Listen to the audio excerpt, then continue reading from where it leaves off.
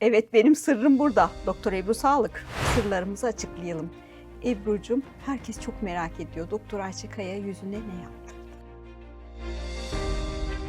Temel küçük bir bakım, bazen küçük dokunuşlar yapabilenler, yaptırabilenler için yeterli olur. Günlük cilt bakım rutininizde antioksidanların yer alması, örneğin C vitamini gibi içeriklerin yer alması özellikle tercih ettiğimiz bir şey. Peki akşam rutinimizde neler kullanalım?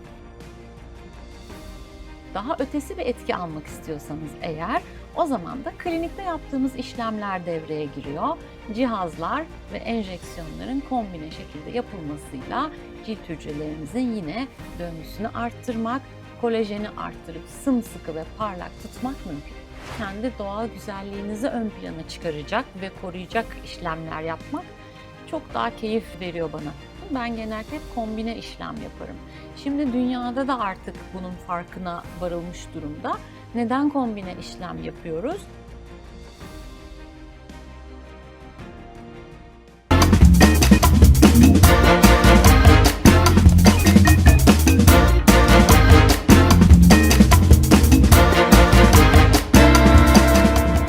Bugün sizlerle çok büyük bir sırrımı paylaşacağım. Bazen internette Doktor Ayça Kaya diye kendimi ararken bir bakıyorum hemen Doktor Ayça Kaya yüzüne ne yaptırdı? Doktor Ayça Kaya'nın estetiksiz hali, Doktor Ayça Kaya'nın estetikli hali diye o kadar çok soru çıkıyor ki. Bugün bu videoda sizlerle bu sırrımı paylaşacağım. Yanımda benim canım doktorum, bir tanem Doktor Ebru Sağlık var. İşte size sırrım burada, Doktor Ebru Sağlık. Hoş geldin Ebru'cum. Hoş bulduk Ayça'cığım. Evet, benim sırrım burada, Doktor Ebru Sağlık. Sen zaten kendisi, kalbi, her yönüyle çok güzel bir insansın. Ben arada bir küçük parlatmalar yapıyor olabilirim. Ellerine sağlık Ebru'cum. Herkes o kadar merak ediyor ki hastalar bile geldiğinde hocam yüzünüze ne yaptırdınız? Sonra geçenlerde bir hastam ne dedi biliyor musun? Siz dedi bize ilham oluyorsunuz aslında dedi. Harika. Yani dedi biz dedi çoğu zaman bir saçımızı tarayıp çıkıyoruz. Belki işte 3-5 ayda bir saçımıza bir fön çektiriyoruz. Ama dedim hani sizin kendinize baktığınızı görmek bize cesaret veriyor ve biz de kendimize bakmaya başladık ve kendimizi daha iyi hissediyoruz. Bu Türk kadınları için büyük bir adım aslında dedi. Ben de gerçekten çok mutlu oldum. Kendimize bakmamız gerekiyor değil mi Ebru'cum? Ben de aslında bu söylenenlere katılıyorum. Kendine bakmak çok güzel bir motivasyon. Aynı hayata olumlu bakmak gibi kendinizi de aynada iyi görmek o gününüzü aydınlatır. Bence güzel bir motivasyon. Yani çok büyük şeyler yapmanıza da gerek yok. Temel küçük bir bakım, bazen küçük dokunuşlar yapabilenler, yaptırabilenler için yeterli olur. Mühim olan o enerjiyi dışarıya yansıtabilmek. Peki canım hocam, canım doktorum, bir tanecik arkadaşım. Gazi Üniversitesi Tıp Fakültesinden de çok yakın arkadaşızdır Ebru'cumla aynı zamanda. Cildimizin uzun yaşaması, yaşlanması ve sağlıklı olması için neler yapacağız? Cildimizin uzun ömürlülüğü de aynı bizim uzun ömürlülüğümüz gibi bir takım parametrelerin düzgün bir şekilde işlemesine bağlı. Yani cilt hücrelerinizin doğru çalışıyor olması demek orada kolajen üretimi, hyaluronik asit üretimi yüksek bir şekilde yapılıyor ve bütün cildinize aydınlık ve sıkılık veriyor demek. Bunu nasıl sağlayacağız? Kendi sağlığımıza dikkat ettik. Senin önerilerin doğrultusunda yediğimiz, içtiğimiz, tetkiklerimiz, alacağımız takviyeler tamam. Bunun yanına egzersiziniz, uykunuz tamam. Peki cildinize neler yapabiliriz? Günlük cilt bakım rutininizde antioksidanların yer alması, örneğin C vitamini gibi içeriklerin yer alması özellikle tercih ettiğimiz bir şey. Çünkü cilt hücrelerine o desteği verdiğiniz zaman hücre döngüsü düzgün bir şekilde dönüyor, aydınlık ve parlak bir cilt sağlıyor. Bunun yanı sıra ne yapabiliriz? Eğer nemsizlik varsa hyaluronik asiti yine dıştan destek olarak nem için üst tabakalara kullandığımızda içeriye doğru su çekme yaptığı için kırıkların önlenmesi, derinin dolgun ve parlak görünmesi sağlanıyor. Peki en üst tabakaya ne koyalım? Mutlaka güneş koruyucu koyalım. Çünkü güneş gerçekten hücre içinde ciddi DNA kırıkları yapıyor ve bütün yıl boyunca biriktiği için biz bunu bütün yıl kullanmak istiyoruz. Hani kışın kullanmasak olur mu diye soruluyor ya. Hayır, kışın da güneş koruyucunuzu kullanın. Çünkü tek görünür ışık kaynağı güneş değil. Floresan ışıklar, cep telefonundan, bilgisayardan aldığımız ışıklar da yine cilt hücrelerimize zarar veriyor. O yüzden tamamlayıcı olarak güneş koruyucunuzu da kullandınız. Bunu bir sabah rutini olarak düşünün. Peki akşam rutinimizde neler kullanalım? Bence peptitli kremler şimdi çok ön planda. Çok zengin içerikli, yine cilt hücrelerinin döngüsünü arttıran, fibroblastların doğru çalışmasını sağlayan peptitler akşam rutininizde yer alsın. Akşam kullandığınız ürünlere bir de retinol eklerseniz yine hücredeki DNA hasarını tamir etme şansınız olur. Mevsime göre ve cilt tipine göre farklı güçte retinoller kullanmak gerekli. Bunun için de doktorunuza danışmanızı tabii ki öneririm. Peki farklı neler yapılabilir? Daha ötesi bir etki almak istiyorsanız eğer, o zaman da klinikte yaptığımız işlemler devreye giriyor. Cihazlar ve enjeksiyonların kombine şekilde yapılmasıyla cilt hücrelerimizin yine döngüsünü arttırmak, kolajeni arttırıp sımsıkı ve parlak tutmak mümkün. Bu gerçekten çok önemli. Ben 40'lı yaşlarımdan beri Doktor Ebru Sağlık'la çalışıyorum. 40 yaşında zaten çok yakın arkadaştık. Dedim ki artık bir şey yapalım mı? Sonra Ebru'cum bana her yıl bir yüz bakım ya da yüzme yapılacağı tedavilerin aslında bir planını çıkarıyor. Bu benim çok Evet. hoşuma gidiyor. Çünkü hani bir rastgele 3 ayda bir, 5 ayda bir, 6 ayda bir yerine yıllık olarak şu tarihlerde bunu böyle yapalım dediğinde böyle çok da kendi sağlığımızdan kaybetmeden, çok hastalıklarda ileri gitmeden, çok kırışıklıklarda oluşmadan önlemini alabiliyoruz. Çok doğru söyledin. Yıllık bir takvim dahilinde aslında işlemleri yapmak, sizin de hem önceden öngörülebilir bir sisteme dahil olmanız, bizim de o hücre döngüsü bozulmadan çalışabilmemiz anlamına geliyor o ciltle. Çünkü iş işten geçtikten sonra tekrar sil baştan yapmak biraz daha zor, daha zahmetli ve özellikle de belli bir yaş sınırını aştıktan sonra da geriye dönüşsüz olabiliyor. Yerleşen bazı kolajen kırıklar düzelmeyebiliyor. O yüzden öncelikle şundan bahsettin, 40 yaş dedin. 30'ların sonu itibariyle aslında biz kadınlar premenopoz dönemine girmiş oluyoruz. Bu dönemde zaten cildimizdeki elastikiyet kayıplarını fark etme sebebimiz de hormon düşüşleri. Tamirimiz bir miktar azalıyor. O zaman işlemler devreye girerse eğer biz tekrar o tamiri canlandırabiliyoruz. Deriye parlaklığını, sıkılığını geri verebiliyoruz. Yıllık bir plan dahilinde bunu yapıyoruz dedik. Neler yapılıyor olabilir? Yılda 1 ile 5 arası seans düzenleyebiliriz sizin için. Tercih eden için daha sık, tercih eden için daha az seans planlamaları yapılabilir. Böyle hani gözünüzü korkutacak kadar yoğun bir işlem olmasına gerek yok. Ama temel döngü canlandırıcı bir sistemi dediğim gibi yılda bir bile olsa yapmanız gerçekten bir zaman sonra geriye dönüp baktığınızda büyük fark yaratıyor. Çok büyük farklar yaratıyor. İnsanın kendini iyi hissetmesi ve aynaya baktığında o yüzündeki kendiyle barışık olma ifadesi ya da işte fotoğraf çektirirken böyle isteyerek fotoğraf çektirmesi, ne bileyim işte hayat da bize bir kere veriliyor ya, bu vücut da bir kere veriliyor, bu yüz de bir kere veriliyor. Hani teknoloji varsa onları da böyle minik minik kendimiz için kullanmamız çok çok önemli diye düşünüyorum ben de. Sözünü çok beğendim. Bu yüz de bize bir kez veriliyor. İnanılmaz doğru bir bakış açısı bence. Aynı nasıl bu ömür bize bir kez veriliyorsa, bu cilt bize bir kez veriliyor. Bu yüz Dolayısıyla de bir iyi kere bakmak, veriliyor. evet yani iyi bakmak gerekli. Bunun için de dediğim gibi size özel planlanan, sizin gelebileceğiniz sıklıkta e, daha böyle minik şeyler de olabilir. Yaptırabilen ve arzusu olan için daha büyük şeyler de planlanabilir. Tamamen karşılıklı aslında doktorunuzla görüşerek orta yolu bulacağınız ve tabii sonuçlarının da sizi memnun edeceği işlemler. Şimdi ben Ebru'cumun Instagram'dan da çok yakından takip ediyorum. Dünyadaki en yenilikleri en yakından takip eden. Bir de Ebru'nun şöyle bir özelliği vardır. Herkese aynı yüzü yapmaz. Böyle siz böyle konuşurken böyle o konuştuğunuzu zannedersiniz ama o size o sırada yüzünüzün analizini çıkarıyor demektir. O analizi çıkarır ve sizin yüzünüz olabilecek en doğal ifadeyle herkesi birbirine benzetmeden, herkesin genetik yapısını koruyarak çok da bence işlem yapıldığı belli olmayan minik dokunuşlarla inanılmaz bir canlılık veriyorsun yüzlerimize. Ayça, yine sana teşekkür etmek istiyorum.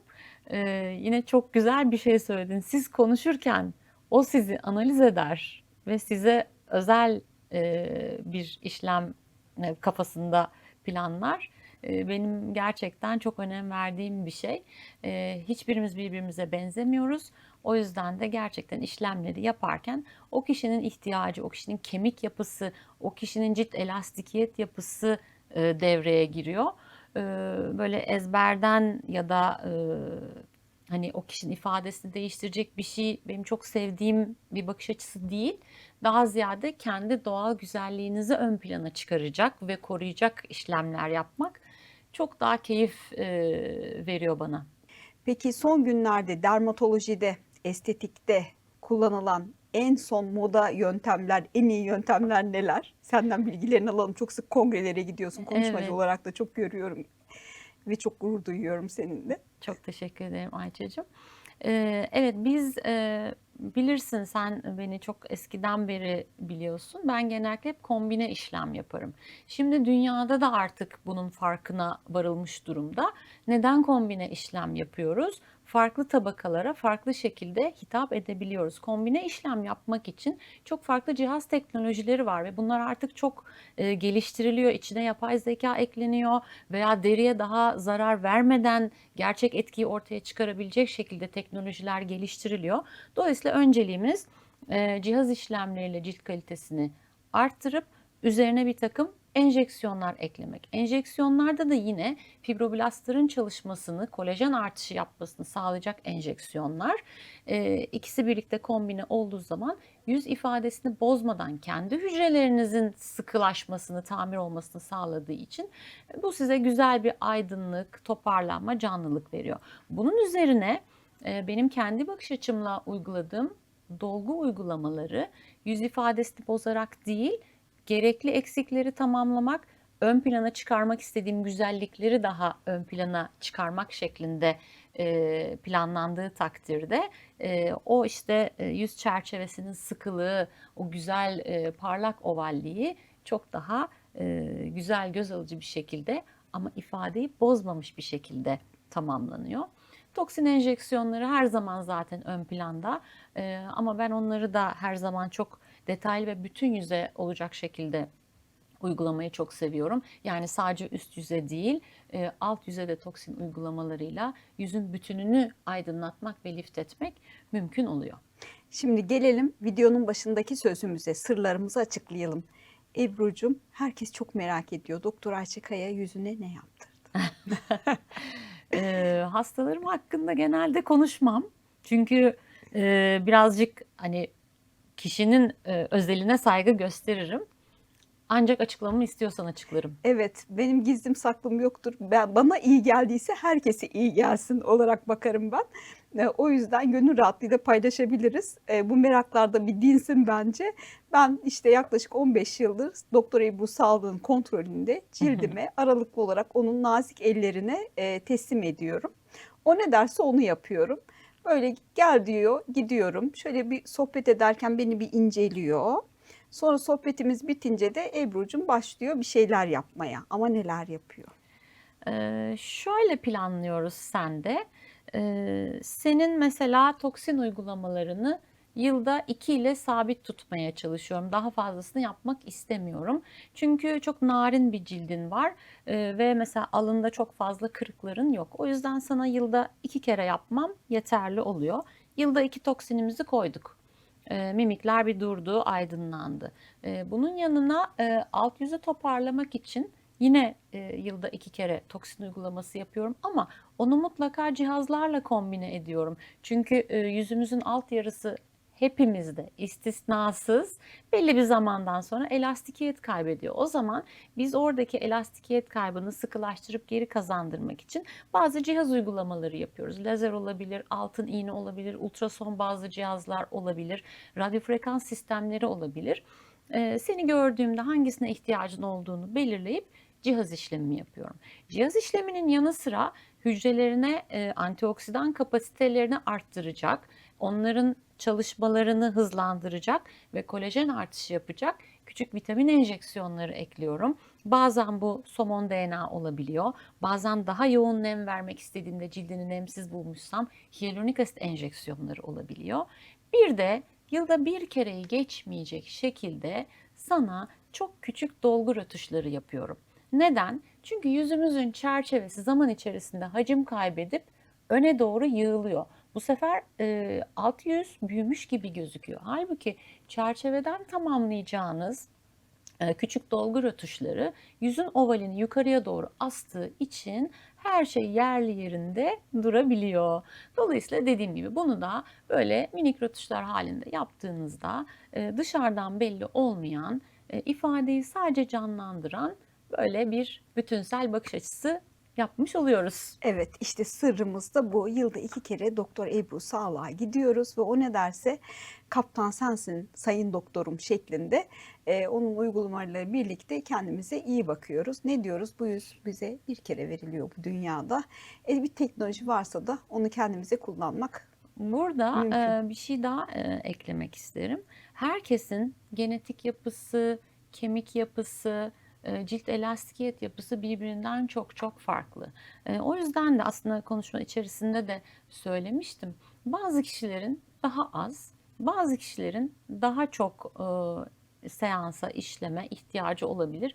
Bir de bu birazcık kendi bakış açınızla da ilgili tercih meselesi de haline geliyor. O yüzden çok mecburiyet hissetmeden ama böyle işte yıllık bir plan dahilinde ilerlemek bence her zaman çok keyifli.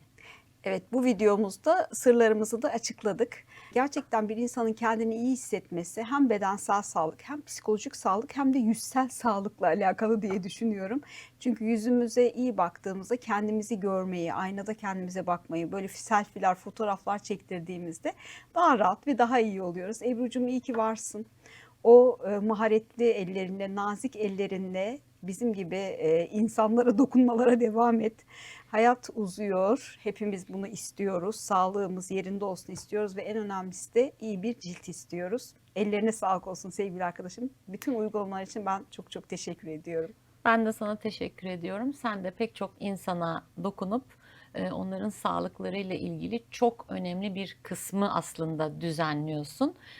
Çünkü ne yiyorsak o da cildimize yansıyor. Dolayısıyla benim işimin aslında temeli senin anlattığın mantıkta doğru, düzenli, sağlıklı beslenmekten de kesinlikle geçiyor. Ben de senin güzel kalbin ve güzel enerjin için çok teşekkür ediyorum her zaman. Çok teşekkür ediyorum. Bütünsel sağlık çok önemli. Tek gözle bakmayacağız. Bütünsel olarak bakacağız ve bilimi konuşacağız. Kulaktan dolma bilgiler değil, Instagram bilgileri değil, doğru bilgiyi, bilimsel bilgiyi hayatımıza dahil edeceğiz. Ben de bu doğrultuda sizlere en doğru bilgi verebilecek sevgili dostlarımı, arkadaşlarımı, hekim arkadaşlarımı YouTube videolarıma davet ediyorum ki en doğru bilgiyi en ehil ağızlardan duyun diye. Umarım bu videomuz da sizler için çok çok faydalı olmuştur sevgili dostlarım. Yavaş yavaş videomuzun sonuna geliyoruz. Bizden ayrılmayın diyoruz. Sizleri çok seviyoruz diyoruz. Yepyeni bilgilerle tekrar birlikte olmak üzere. Şimdilik hoşça kalın.